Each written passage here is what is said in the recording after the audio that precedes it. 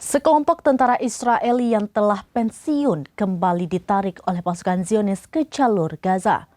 Bahkan Israel juga kembali mengumpulkan tank lama yang sudah tidak digunakan untuk diperbaiki karena kehabisan persenjataan.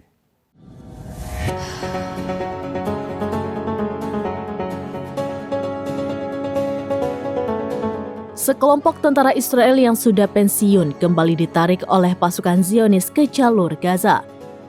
Bahkan Israel juga kembali mengumpulkan tank lama yang sudah tidak digunakan untuk diperbaiki karena kehabisan persenjataan.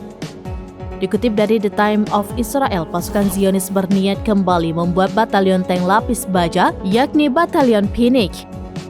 Ide ini dicetuskan oleh Dan Levit yang bekerja di sektor teknologi dan menjabat sebagai mayor di cadangan IDF. Levit menyadari bahwa tentara Zionis perlu lebih banyak tank karena sebagian besar tank dan lapis baja Israel hancur digempur oleh Hamas. Ada setidaknya 95 kendaraan yang telah dinonaktifkan oleh militer yang kemudian diperbaiki. Niat Levit ini sempat ditertawakan oleh seluruh pasukan Israel.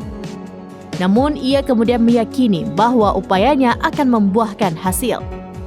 Mereka lantas merehabilitasi tank lama tersebut dan memperbaiki setidaknya 10 tank dalam 3 hari. Sebanyak 650 relawan yang sudah pensiun ini juga diakui Levit sudah datang dan akan membantu pasukan Israel.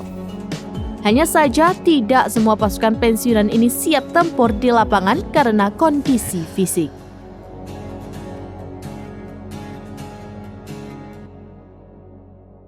Demikian informasi terkini Syedar Alun, saksikan terus beragam informasi lainnya. Jangan lupa like dan share seluruh akun serambinews.com.